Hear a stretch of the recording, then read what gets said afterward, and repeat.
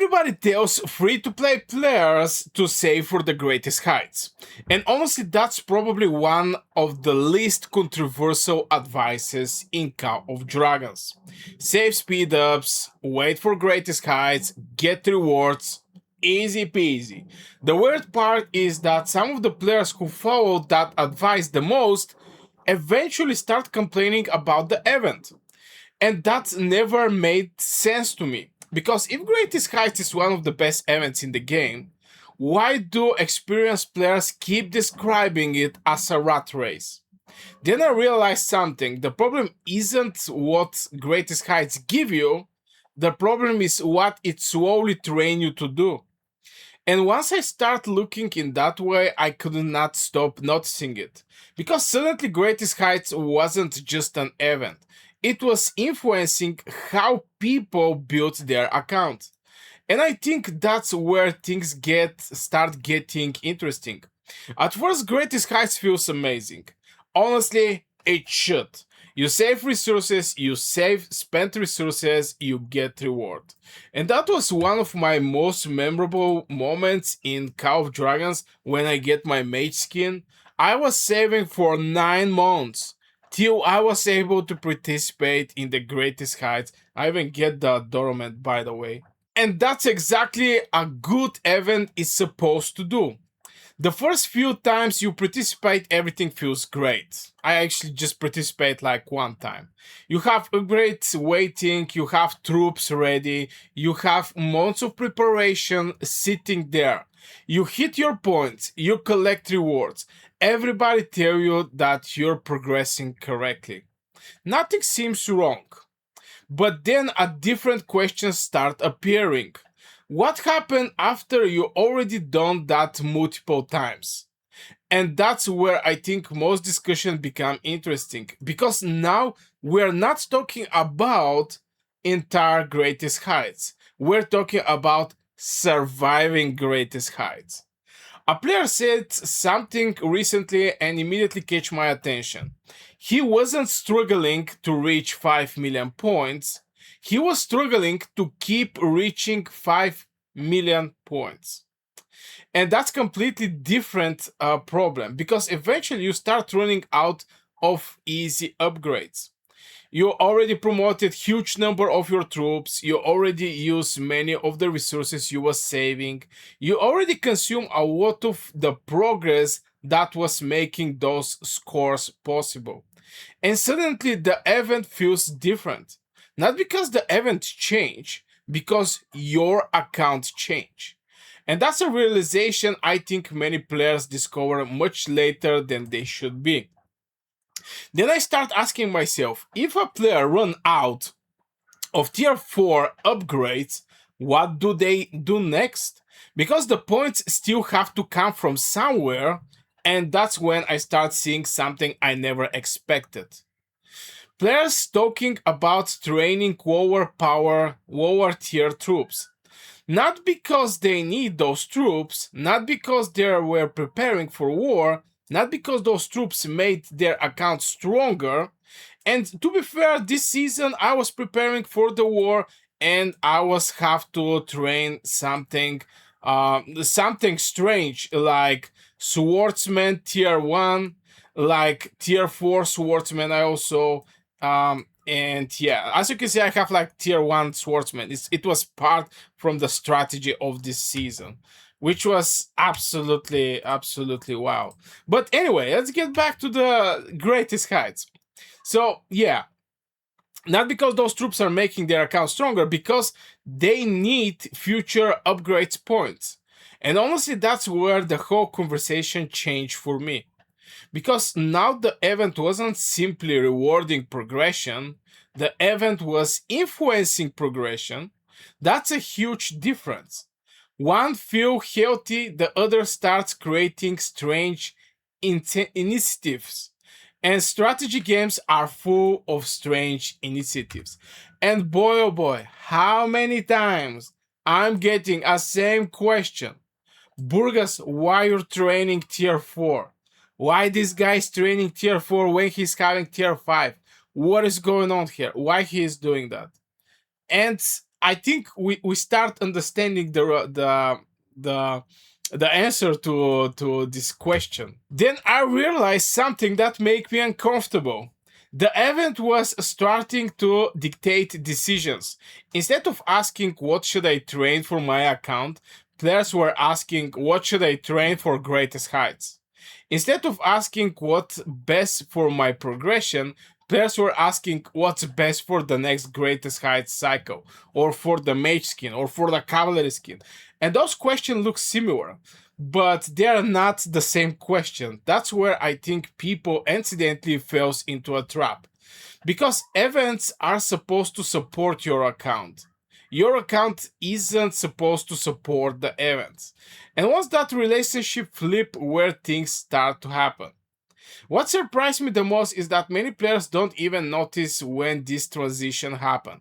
It feels inefficient, it feels smart, it feels optimized, but then you start seeing decisions that only make sense because greatest heights exist. And that's made me wondering something. What happened if you stop treating greatest heights as mandatory? And I believe at one point this is going to happen. At one point, the people are going to have like five city skins, which is going to give them 2% Legion attack, extra like 10%. But I believe people are still going to do this just in case. Because it's not only the greatest heights, it's also the strongest word. Strongest word is also having this training legion where you can participate and actually get a good amount of, for example, a good amount of hits right there. That's when I start hearing something that sounds completely crazy. Some experienced players intentionally skip greatest heights. The first time I heard that, I thought they were trolling. Why would anybody skip one of the best events in the game? That sounds ridiculous, but more I listened, the more it started making sense. They were skipping because the rewards were bad. They were skipping because forcing participation every single cycle was becoming expensive. Not in the resources, in opportunities. Because every speed up you use today is a speed up unavailable tomorrow. Every upgrade consumed now is an upgrade unavailable later. And here we're mostly talking about, for example, research boost, because this is also part from your power boost, or buildings, leveling up your buildings and etc. There is going to be a point where you're going to finish those upgrades also. Every shortcut has a future cost. And eventually some players decide that cost isn't worth paying every single time. That's when I think the real contradiction appears. The better you get at greatest heights, the harder greatest heights can become. Because successful participation consumes future participation. You're constantly borrowing from your future account. And eventually the bill arrives, not because you made mistake, but because the strategy naturally creates pressure over time. And events that once feel incredibly rewarding starts demanding more participation than before. And that's a fascinating progression, and that's a fascinating progression problem. Because now you're not no longer asking, can I score points? You're asking, can I keep scoring points? Those are two different, very different questions. Then I noticed something else. The strongest free to play players weren't always players maximizing every great heights. Sometimes they were the players making better long term decisions.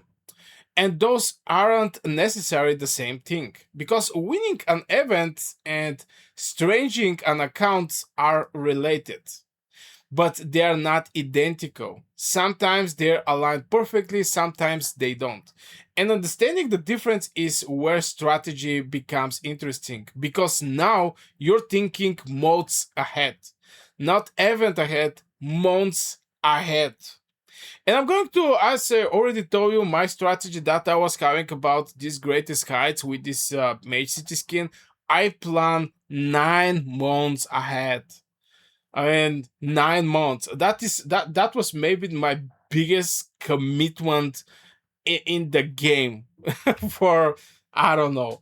The more I thought about it, the more I realized that greatest heights isn't really the problem. The rewards are good, the value is real, the event absolutely help accounts. The problem is the assumption that participating every single time is automatically correct. Because your bottlenecks change, your account change, your goals change, and eventually the optimal decision change too. What works for a developing account may not work for a matured account. What works for one season may not work for another. And I think that's the part many players never revisit. And to be fair, I see people, every event they're going for the greatest heights just to score this 5 million.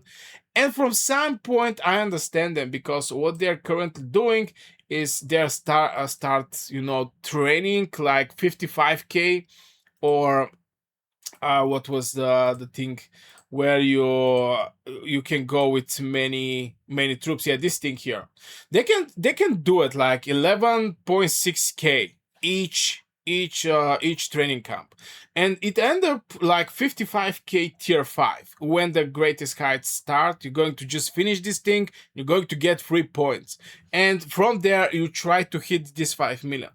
The issue I see with that is that it's just going to cost you a lot, because at one point you're going to finish your tier 4.